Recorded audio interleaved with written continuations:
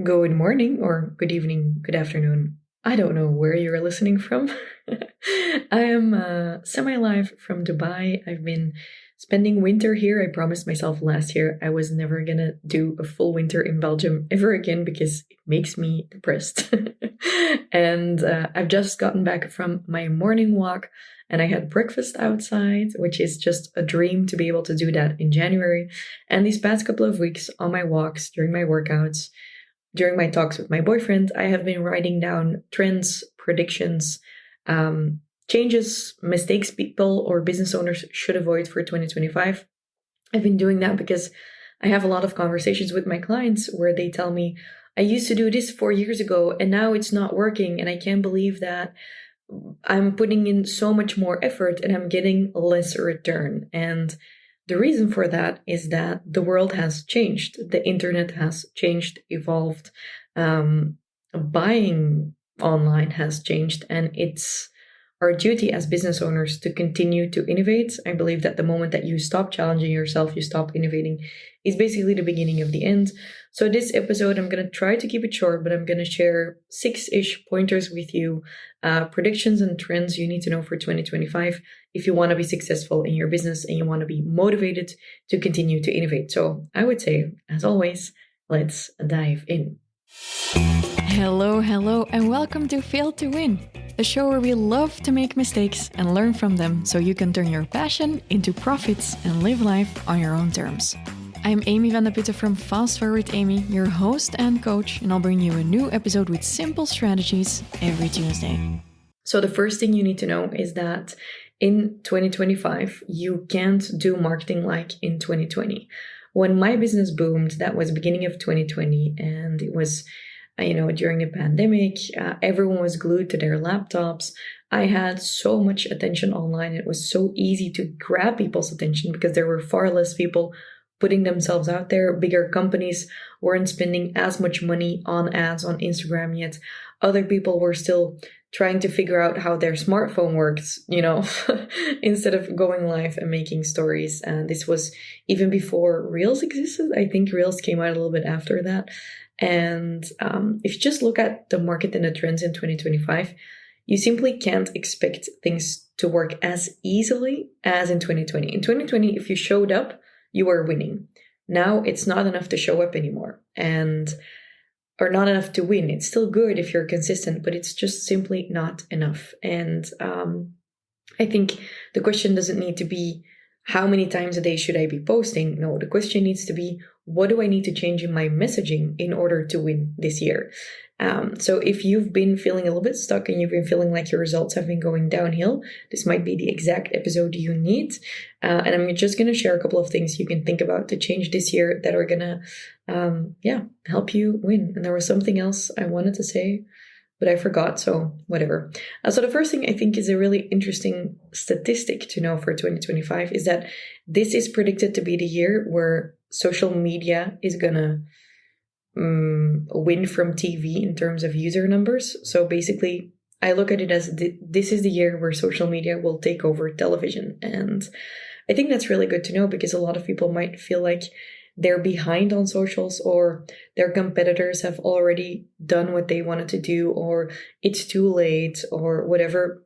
But I think it's important to know that if we see that growth trend right now, and we see how much e-learning has grown, how much the creator economy is growing, that it could just be the exact right time for you in 2025. I truly believe this is going to be another leap year like 2020. It's just going to be the people who take it seriously that are going to win. So that's one thing you should know for your business, is that social media is going to be more important than ever to represent your brand and business online. And I think the second thing is, how could we not talk about AI?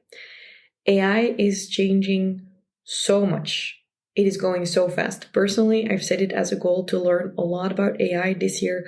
I know that as an online business owner specifically, or especially, I just can't be behind. So I've even bought a course. I'm following a course on AI. So it was one thing I've not done in a really long time, because I just know that the big advantage of AI is speed and cost efficiency. And the people who are still trying to do everything without AI, they're just going to be behind. Like a month from now, they're going to be behind. So it's time you start opening yourself up to AI. And I'm not just talking about ChatGPT. I'm talking about full AI as a concept. Like just dive in. If you've not set that as one of your goals this year, but you want to be an innovative business owner, it's time to put that on the map, because this is still a time, I think, for relatively early adopters, but you're just like, I simply can't believe how much there is that you can use AI for now that was not there when I started out, and how big of an advantage that is for business owners. Like, I wish this was all there when I first got started, but the same rule applies here as it applied a couple of years ago. It's going to be all about speed. I recently saw this video, and I think that might be my third pointer of today.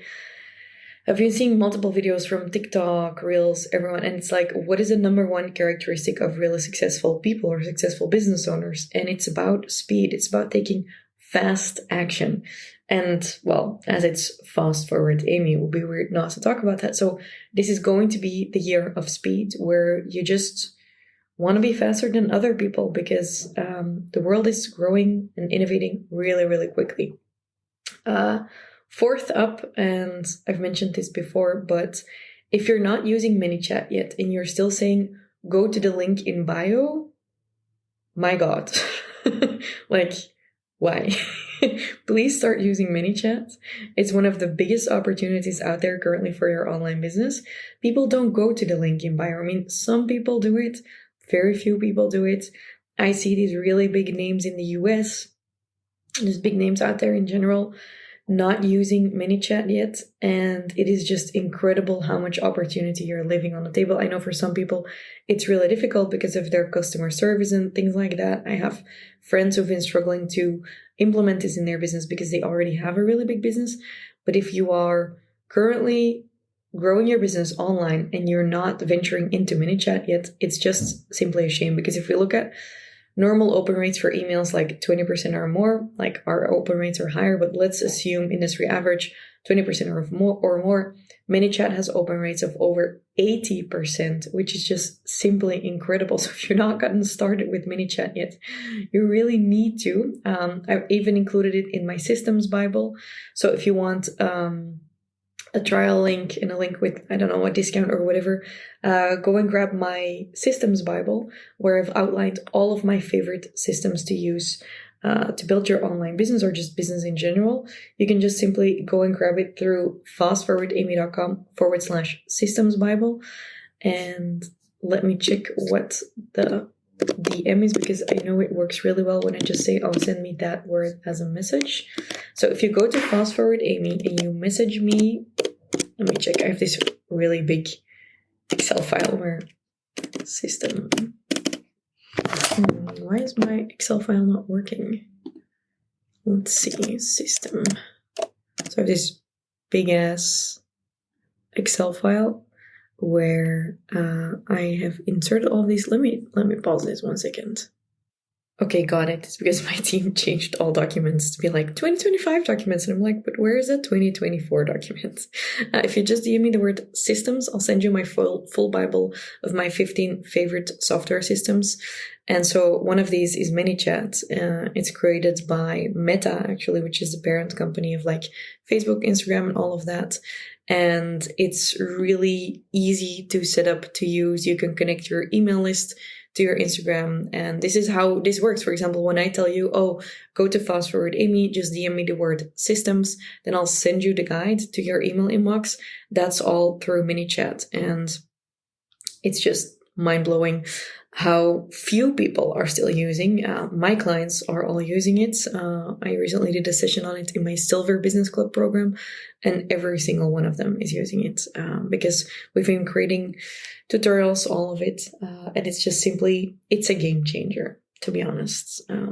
Which brings us to my fifth pointer for 2025 is, if we're looking at what we were just talking about, that 2020, 2025, it's just a really big difference. Is I think one of those things is, email marketing has been getting more and more crowded, which I think is why ManyChat is so interesting, why broadcast channels are so interesting, why having different types of platforms like podcast is interesting. But what I've also been seeing is that people still think that just by sending an email, they can get it all done. And I see this with my clients a lot. Still in launches, I see a lot of people being like, oh, people aren't buying anymore. So yeah, I'm not going to post too much about it because, it's not the right time. And what I often say is that is often just some fear of failure. We feel like with emails, we can just send some emails and then, it's not like shameful if you're not selling a lot. But if you're posting on your socials and no one replies, then it might feel, like you're failing in front of a really big audience. Or I think this is the reason why people don't send out enough emails when they're launching. This is the reason why they don't post enough. But if you're currently noticing that your emails aren't pulling your sales enough, what I would recommend you do is that you focus on cross-pollination a lot more so that you are using your social media as you are emailing. I see this with friends, with clients. So many people are like, yeah, I created a bunch of emails. I'm like, yeah, but I don't see anything on your feed or on your socials. Granted, for evergreen funnels, you don't need to do this because that's a different story. But for live launches, please make sure you're cross-pollinating. Same goes for launching a podcast. If I send out an email about my podcast, which is like we have really good open rates, over 60% on our emails, like our newsletter. But if I create stories or feed posts about my podcast, it's just going to get a lot more views. So I would say don't leave your social media on the table. If you are launching, make sure that what you are saying in your emails also finds a spot on your feed. Carousels are working really well. Reels are working really well.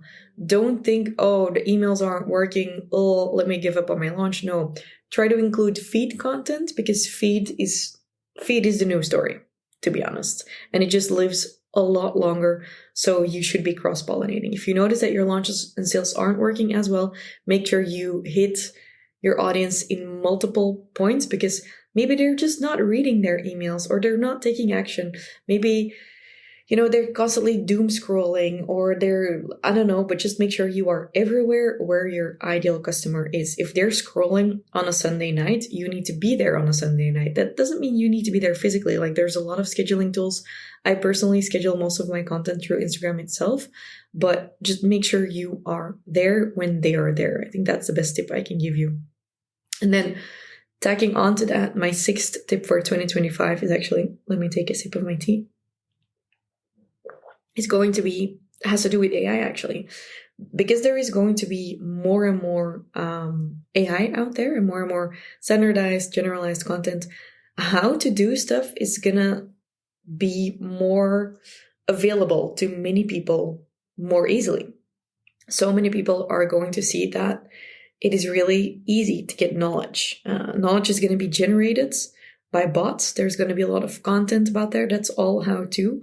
But if there's one thing that I think is going to beat all of that in the next 5 years, I predict that there is going to be a massive boost of authentic personal brands and personality, and also segmenting your audience, by the way, is going to win big time. If you've ever been thinking about vlogging, now is the time. If you've been thinking about building a personal brand, getting on video, now is the time. It doesn't matter that AI will be able to make videos easily.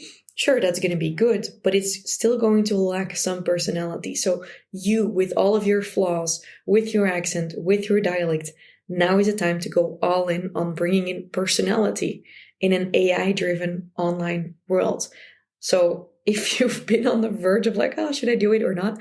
This is the time, because people are going to get sick of everything that looks the same, that sounds the same, and they're going to be looking more and more for real, because people don't want to feel alone. They don't want to see perfect.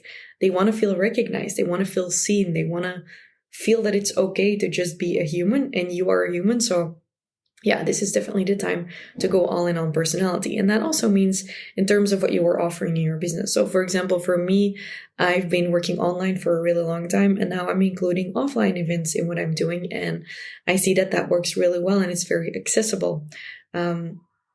Personality, I think, will also translate actually to another point, which is like my 7th point of this episode, I think, is that I also think in a world where there's so much available to us and we can pay for so much, one of the things a business should definitely focus on to increase average order value, to increase customer retention as well, is access. So people will be able to get almost everything online in the blink of an eye.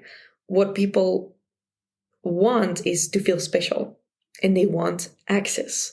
So I think where you could have created, for example, a membership with information easily a few years ago, what people will want right now is they'll still get in for the information, but they're also looking for community. They're looking for access to certain people, to certain things. And if you can include access, convenience in the things you are offering, I think you're gonna be winning big time. Convenience is another one. If we're looking at trends, which is like number 8, is convenience is definitely like people are getting more and more lazy or more focused on what they want to accomplish. Making things convenient for people. Like when I flew to Amsterdam, I dropped off my car at Schiphol, I flew to Dubai from Amsterdam, dropped off my car, saving time, used valet that parked my car. When I get here, I feel special because I'm a Marriott Gold member. I want convenience in terms of things getting delivered to me. We're living in a society that's impatient and they want to feel special, and people are willing to pay. So if you're noticing that maybe, I don't know, less people are paying your lower tier offers or buying your lower tier offers, have a look at what could the VIP version be. Can you offer extra Q&As? Can you offer an upsell? That means that people get more access to you. What can you offer that's going to make it more human for people and that you're reaching them where they're at? And how can you make things more convenient for people? A handling fee, because you're not just, I don't know, for example, buying furniture for people, but you're installing it in their home. Access, convenience, personality, these are all going to be very big keywords in 2025. I explained that all a little bit. I've lost track of how many pointers I've given now for 2025, but I hope you take some things out of this for your business. And I think last but not least, if there's one thing that you need to do for the upcoming year so that you can actually tap into all of these pointers, is you need to have a really solid year plan. So I sat down last week with a client of mine for a VIP one-on-one day in Dubai, which was really cool. And she said like, oh my God, this is so amazing. It almost feels like I'm getting a private retreat, see, access. That's a big one. Is that if you have your year mapped out, it's just going to give you so much peace of mind because you know exactly what is happening when, and then you have time to prepare, which gives you also time to innovate and to try new things because you know what's going to be coming up. But if you don't have a plan, well, they say it's like when you fail to plan, you plan to fail. When you don't have a plan, everything is going to be last minute. Your cortisol is going to peak.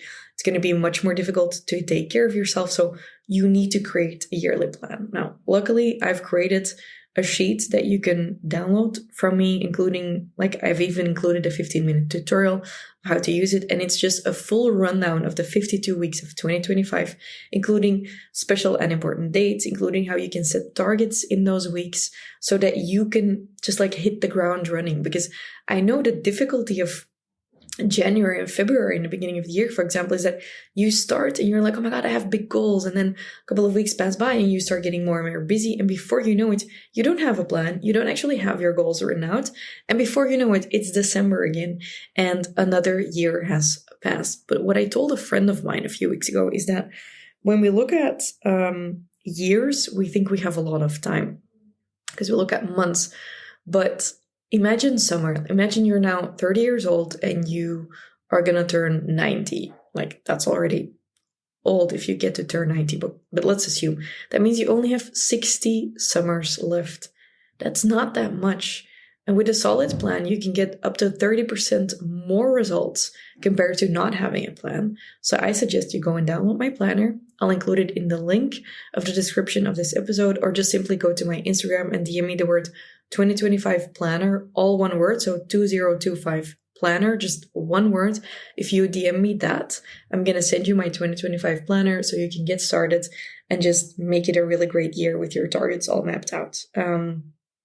So we talked about a bunch of things. I'm very curious to hear from you. Feel free to just send me a message on Instagram. I don't bite and I actually read the messages, like what you took away from this episode. Is there anything maybe it motivated you to take AI more seriously, or social media, or it made you realize why maybe your offers aren't converting, or why, your emails haven't been converting as many sales as they used to. Just remember, 2025 is not 2020, but I do think there's a huge advantage to this year, because a lot of businesses fail in the first 5 years. So I think a lot of people have started in the past couple of years and have given up. And now this is the year where you get to use all of the experience you have and just leap and win from everyone else who's not innovating, not learning, and who's struggling behind. So good luck with this year. Let me know what you took away from this episode, and I'll see you in next week's episodes. By the way, I'm also doing a bunch of really exciting things here in Dubai. I've been working on this idea that I'm a little bit nervous about, but it's almost my birthday, so I'm going to be revealing everything I'm going to be doing. So if you want to follow the behind the scenes on my Instagram account, FastForwardAmy, I'll be sharing more. Okay, bye-bye.